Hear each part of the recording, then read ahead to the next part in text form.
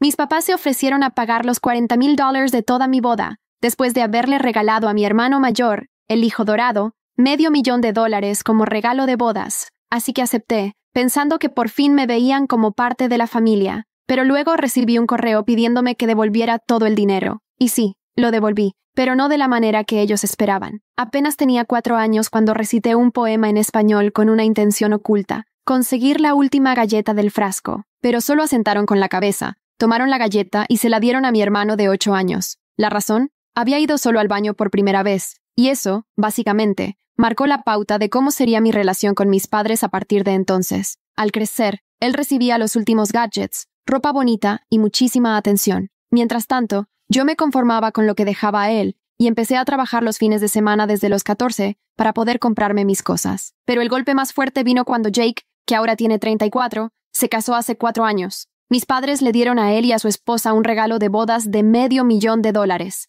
Con eso compraron una casa espectacular en una zona exclusiva. Aunque me dolió un poco, en su momento realmente me alegré por él. Más aún porque mi vida iba bastante bien. Tenía unos buenos ahorros guardados, y estaba saliendo con Alex, el amor de mi vida. Y, bueno, el verano pasado, Alex me propuso matrimonio. Estaba totalmente emocionada. Hicimos un presupuesto de unos $40,000, que nos pareció razonable para el tipo de boda elegante, pero discreta que imaginábamos. Y entonces, una vez más, mis padres me sorprendieron. Pero esta vez fue para bien. De la nada, se ofrecieron a cubrir todos los gastos de la boda. Me sentí profundamente conmovida. Por primera vez, parecía que me reconocían como alguien igual de importante. En ese momento, pensé que no valía la pena sobreanalizarlo. El día de la boda fue como la calma antes de la tormenta. Mis papás dieron discursos emotivos, bailaron con nosotros y se los veía sinceramente felices. Pero 2 días después de la boda, recibí un correo de mi papá. Pensé que sería sobre la luna de miel, o incluso un simple agradecimiento por haberlos invitado.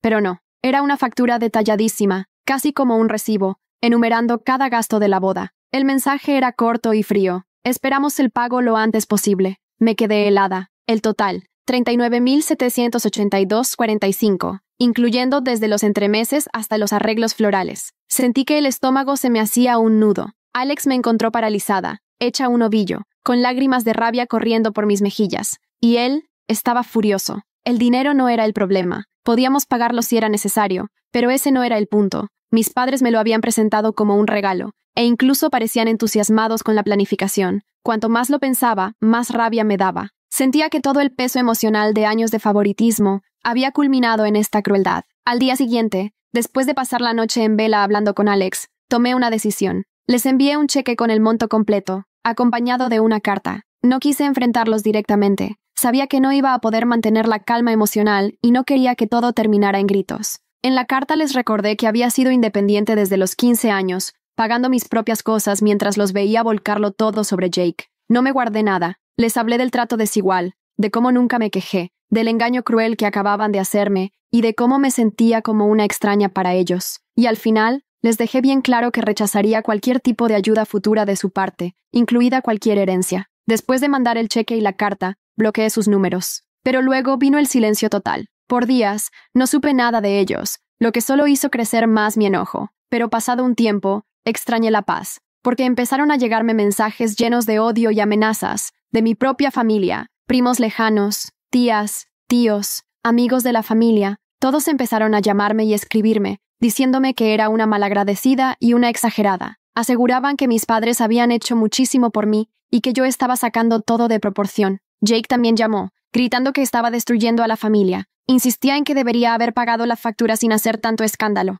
Típico de Jake, siempre poniéndose de su lado. ¿Cómo no lo haría? No he respondido a nadie. No sé qué decir. Por un lado, siento que estoy completamente en mi derecho. Después de tantos años de sentirme menospreciada, esto fue la gota que colmó el vaso, y sentí que tenía que poner un límite. Pero por otro lado, me pregunto si estoy exagerando. ¿Estoy siendo muy sensible? ¿Fue ilógico esperar que trataran mi boda como un regalo, tal como lo hicieron con la de Jake? ¿Debería haber pagado la factura sin más y seguir adelante? La familia de Alex ha sido increíblemente comprensiva durante todo este caos. Sus papás quedaron horrorizados al enterarse de lo que hicieron los míos y nos llaman todos los días para ver cómo estamos. Pero los mensajes constantes de mi familia me están afectando. Ya no sé si hice lo correcto. ¿Manejé mal la situación? ¿Debí haber intentado hablar con mis padres antes de cortar el contacto? ¿O hice bien en marcar un límite después de tantos años sintiéndome menos valorada que Jake? Estoy realmente confundida y no sé si de verdad estoy equivocada. Una parte de mí cree que tenía todo el derecho de estar molesta y defenderme, pero otra parte se pregunta si acabo de provocar una ruptura familiar que no se puede arreglar.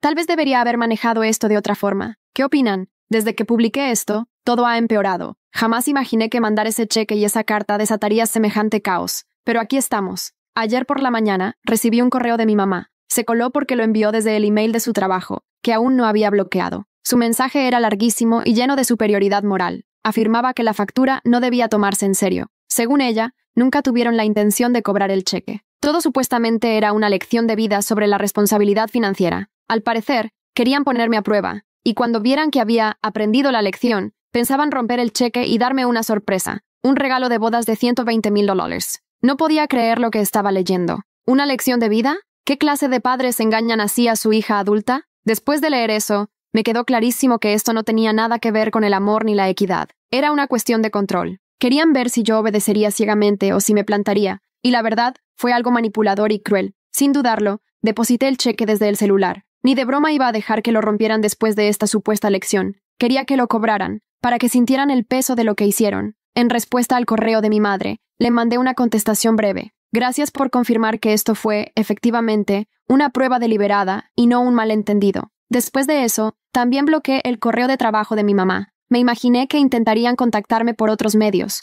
pero no tenía el más mínimo interés en seguir con esos jueguitos, ni en recibir más lecciones de vida. Esa misma noche, la cosa se salió aún más de control. Jake apareció en mi departamento sin avisar. Golpeaba la puerta con fuerza, gritando mi nombre. Al principio no respondí, con la esperanza de que se cansara y se fuera, pero no fue así. Al contrario, empezó a gritar del otro lado de la puerta, diciendo que yo estaba actuando como una niña y haciendo un drama por nada. Insistía en que nuestros padres solo intentaban enseñarme responsabilidad porque estaban preocupados por mis hábitos de gasto. Ese comentario, y viniendo justo de Jake, me hizo hervir la sangre. Estamos hablando del mismo tipo que nunca pagó ni su propio celular, que jamás trabajó sin ayuda de nuestros papás, y aún así tenía el descaro de darme una charla sobre responsabilidad financiera. Mientras él seguía despotricando, yo grababa todo en silencio con el celular. No sabía cómo iba a terminar la situación, así que preferí tener pruebas por si las cosas se ponían feas. Jake hablaba sin parar sobre cómo yo estaba destruyendo a la familia por una tontería,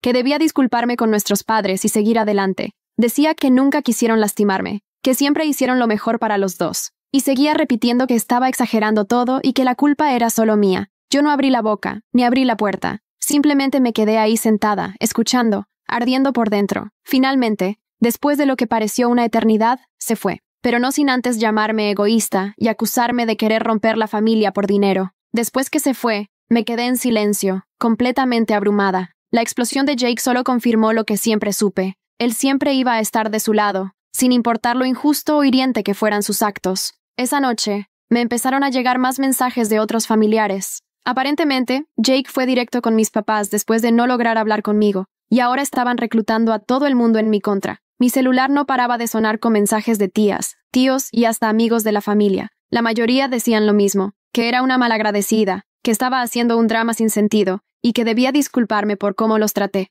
Hubo un mensaje que me dolió más que los demás, de una tía con la que no hablaba hace años. Me dijo que yo debería agradecer tener padres que se preocupaban tanto como para darme esas lecciones, y que debía sentirme afortunada de que gastaran algo en mi boda. Cerró diciendo que ya quisiera ella tener unos papás que quisieran involucrarse así en su vida. No podía creer lo rápido que todos se pusieron en mi contra. Era como si todos decidieran que mis papás tenían razón solo porque tenían el dinero y el poder. Nadie se interesaba por la manipulación emocional o los años de favoritismo que me habían traído hasta este punto. Solo veían que yo estaba rechazando su supuesta generosidad, y con eso les bastaba para señalarme. En ese punto, Alex ya estaba muy preocupado por cómo todo esto me estaba afectando. Me preguntaba a cada rato si no quería tomarme un descanso de las redes sociales y apagar el celular un tiempo para tener algo de paz. Me recordaba que yo no estaba equivocada, que siempre fue evidente el favoritismo hacia Jake, y que mis papás solían usar el dinero como forma de control con ambos. Lo que más frustración me daba era no poder obtener respuestas claras. Mis papás no se tomaron la molestia de explicarse, simplemente se aferraban a su versión,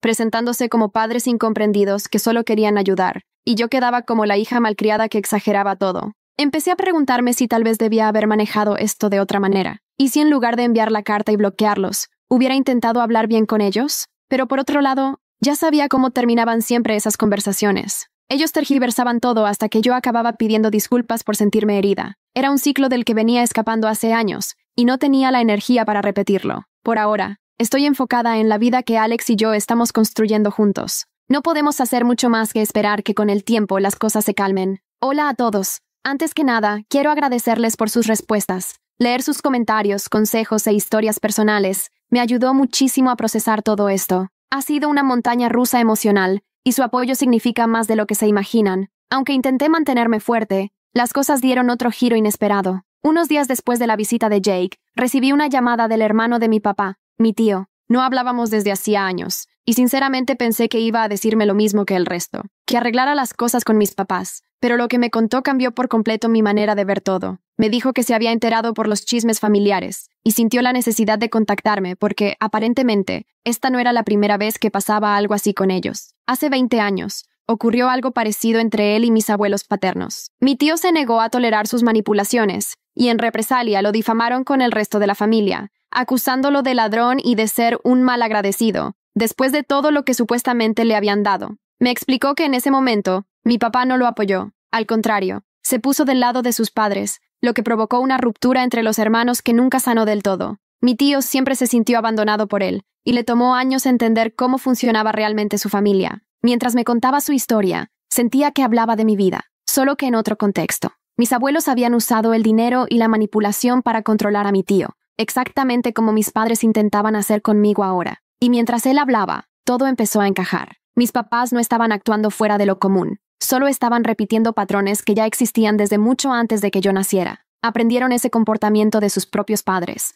Y mi papá, que en su momento permitió lo que le hicieron a su hermano, ahora estaba haciendo lo mismo conmigo. Mi tío me contó que su negativa a someterse a las exigencias de mis abuelos tuvo consecuencias graves. Después del conflicto, lo cortaron por completo, tanto económicamente como emocionalmente. Lo tacharon del árbol genealógico, y hasta el día de hoy hay parientes que todavía creen las mentiras que contaron sobre él. Todo era cuestión de control, me dijo. Y cuando ya no pudieron controlarlo, simplemente lo borraron de sus vidas. Su historia me dio escalofríos. Era un reflejo exacto de lo que yo estaba viviendo. Mis padres se habían enojado porque me negué a seguir su juego, y en vez de intentar entenderme, decidieron volver a toda la familia en mi contra. Empecé a entender cuán profunda era esta cadena tóxica, y lo metidos que estaban mis papás en esta idea de que podían controlar a sus hijos manipulándolos emocionalmente. Después de hablar con mi tío, no podía dejar de pensar en todo lo que me dijo, y me empecé a preguntar si, en el fondo, el comportamiento de mi papá tenía que ver con culpa. Tal vez sabía que había abandonado a su hermano hace años, y ahora intentaba justificarse repitiendo las mismas tácticas con su propia hija. En los días siguientes, los mensajes de la familia no pararon. Claramente Jake había estado trabajando horas extras para poner a todos en mi contra. Una prima con la que siempre tuve buena relación me mandó un texto larguísimo diciéndome que yo era egoísta e irrespetuosa por no valorar todo lo que mis padres habían hecho por mí. Decía que aún no era tarde para arreglar las cosas, pero que tenía que bajarme del pedestal y pedir disculpas antes de que fuera demasiado tarde. Su mensaje repetía exactamente el mismo discurso religioso que ya me tenían cansada. Fue ahí cuando entendí que crecí en una familia donde el amor venía con condiciones. Todo tenía letra chiquita, desde la ayuda económica, el apoyo emocional, hasta cosas que deberían ser simples celebraciones, como una boda. Y ahora que me negué a seguir sus reglas, me estaban aislando, tal como le hicieron a mi tío. Alex fue mi ancla durante todo este caos. Después de la llamada de mi tío, tuvimos una conversación larga sobre nuestro futuro. Él me aseguró que, pasara lo que pasara, íbamos a salir adelante juntos. Me recordó que yo no le debía nada a nadie, ni a mis papás, ni a Jake, ni mucho menos a esos familiares que de repente se creían psicólogos de Internet. Su apoyo incondicional fue simplemente invaluable. Aún así, yo seguía con sentimientos encontrados. Mis papás me habían hecho mucho daño emocional, y una parte de mí se seguía preguntando si no estaba equivocada. ¿Había alguna manera de arreglar las cosas sin tener que ceder mis límites? Me pasé horas dándole vueltas al asunto, tratando de decidir si era posible reconciliarme sin poner en riesgo mi salud mental. Entonces pasó algo inesperado. Recibí un mensaje de voz de mi papá, su primer contacto directo desde que le mandé la carta y el cheque. Su voz sonaba diferente. No se oía enojado ni autoritario, como me imaginaba. Sonaba cansado. Dijo que ya no quería seguir peleando y que estaba dispuesto a hablar, si yo quería. Aunque no pidió disculpas ni reconoció lo que había pasado, claramente algo había cambiado. Tal vez por fin empezaba a entender que esta vez yo no iba a ceder. Todavía no respondí. Una parte de mí quiere devolverle la llamada y ver si es posible tener una conversación honesta sobre todo esto. Pero otra parte reconoce que podría ser solo otra estrategia para hacerme sentir culpable. Las palabras de mi tío siguen dando vueltas en mi cabeza. Ellos nunca van a admitir que están mal, porque realmente no creen que lo estén. Si decido hablar con mi papá, tengo que estar preparada para la posibilidad de que nada cambie. Por ahora, sigo procesando todo. La llamada de mi tío, los mensajes de la familia, el mensaje de voz de mi papá. Todo junto es demasiado. Y la verdad, no sé cuál será mi próximo paso. Quiero creer que mis padres pueden cambiar, que algún día me verán como a una igual y no como a alguien a quien tienen que controlar. Pero también sé que después de tantos años de este trato, una sola conversación no va a reparar todo. Por ahora, me estoy tomando cada día como viene. Alex y yo estamos concentrados en nuestra vida y en construir algo sano, lejos de estos patrones familiares tóxicos. Aún así, hay una tensión constante. ¿Estoy haciendo lo correcto al mantenerme firme? ¿O estoy alejando a la única familia que tengo? Ojalá tuviera una respuesta clara, pero supongo que está bien no saberlo por ahora. Iré contando cómo avanza todo, pero por ahora, estoy haciendo lo mejor que puedo. Actualización 3. Hola a todos. Primero que nada, quiero agradecerles de corazón por todos sus comentarios. Su apoyo y sus palabras me han ayudado muchísimo a sobrellevar este desastre familiar. Cuando publiqué por primera vez, no tenía idea de hacia dónde iban las cosas ni qué quería hacer, pero después de leer sus mensajes y reflexionar bastante, llegué a varias conclusiones importantes. Algo que me impactó mucho fue que muchos de ustedes notaron cómo me estaba forzando a arreglar la relación con mis papás, intentando tapar los problemas y fingir que todo era normal. Pero la verdad es que finalmente acepté que está bien si las cosas no vuelven a la normalidad, porque siendo sincera, ni siquiera sé qué era lo normal. Mi relación con ellos siempre fue complicada, y pasé años ignorando esa realidad. Hoy me doy cuenta de que es válido soltar la idea de que algún día todo va a ser como yo espero. Muchos también dijeron que quizás fui demasiado generosa al suponer que mi papá sentía culpa. Mirando en retrospectiva, entiendo que me estaba aferrando a la esperanza de que todo lo que él hacía era por remordimiento, y que podía cambiar, y tenían razón. Nada de eso justifica lo que hizo, ni todos los años de favoritismo, manipulación y control emocional. Por más culpa que pueda sentir, eso no borra el daño que causó, ni significa que yo tenga que perdonarlo. Al mismo tiempo, me di cuenta de que necesitaba cerrar este capítulo de mi vida, con o sin reconciliación. Por eso decidí reunirme con mi papá. Sentía que era necesario para mí, para mi propio cierre, no para el de ellos. Al verlo, noté de inmediato que ya no era esa figura intimidante de mi infancia. Se veía desgastado, casi vencido, y, por primera vez, sinceramente arrepentido. No dijo perdón con todas las letras, pero se disculpó por cómo se dio toda la situación de la boda, y por cómo mi mamá y Jake me habían tratado. Incluso mencionó que había hablado con algunos parientes para pedirles que dejaran de hostigarme. Eso me dio un pequeño alivio. Luego hizo algo inesperado. Intentó devolverme el dinero. Sacó el mismo cheque que le mandé por los gastos de la boda y me lo pasó por la mesa, pidiéndome que lo aceptara de vuelta. Dijo que él y mi mamá habían hablado y querían enmendar las cosas, pero esta vez yo estaba lista. Le dejé claro que no iba a aceptar el dinero. Le expliqué que esto no tenía que ver solo con plata, sino con todo lo que había pasado durante años, con el trato desigual, con la sensación constante de ser la segunda, con el peso emocional que eso me había dejado. Le dije que devolverme el cheque no solucionaba nada, que esto ya no era una simple transacción. Vi la frustración en su cara cuando me negué. Era evidente que no sabía qué más ofrecer. Para él, devolver el dinero era lo mismo que pedir perdón, pero no entendía que el daño venía de mucho antes. No podía comprender que no se trataba solo de números. Después de eso, se quedó callado varios minutos. Finalmente, dijo que no quería perderme. Reconoció que todo se les había ido de las manos y que no quería que la familia se rompiera. Aunque se veía sincero, me di cuenta de que yo no buscaba la reconciliación como él la imaginaba. No quería volver a la dinámica de siempre, como si todo pudiera arreglarse con una charla y una sonrisa. Necesitaba espacio, un verdadero respiro de esta relación tan tóxica que nos marcó por tanto tiempo. Así que le dije que necesitaba tiempo lejos de la familia, que si bien esta reunión era importante, no cambiaba mucho las cosas. Le expliqué que no estaba lista para perdonar ni para olvidar, que necesitaba sanar, pero a mi manera. Sorprendentemente, no discutió. Solo asintió y dijo que lo entendía. No intentó convencerme ni me acusó de exagerar, como tantas veces antes. En cierto modo, esa aceptación valió más que cualquier otra cosa. Al salir del encuentro, tenía sentimientos encontrados. No estaba enojada, pero tampoco me sentía aliviada. Había buscado un cierre, pero los cierres no siempre son limpios o redondos. No hubo reconciliación emocional, ni un momento mágico. Fue simplemente eso, un final. Dije lo que tenía que decir, y ahora me toca seguir adelante. Desde entonces, tomé medidas para proteger mi paz mental. Bloqueé a más familiares que seguían acosándome, y Alex y yo estamos enfocados en nuestra vida, sin dramas innecesarios. Tener ese espacio para respirar ha sido un alivio, aunque una parte de mí sigue con dudas. Sé que hice lo correcto al defenderme, pero eso no lo hace más fácil. A veces me pregunto si podría haber hecho algo distinto, si debería haberles dado otra oportunidad, pero luego recuerdo todos esos años sintiéndome invisible, y me repito que merezco algo mejor. Jake, como era de esperarse, no me ha contactado desde que hablé con mi papá. Sospecho que sigue molesto por todo lo que pasó, pero a esta altura, no me interesa arreglar las cosas con él. Ya dejó bien claro de qué lado está,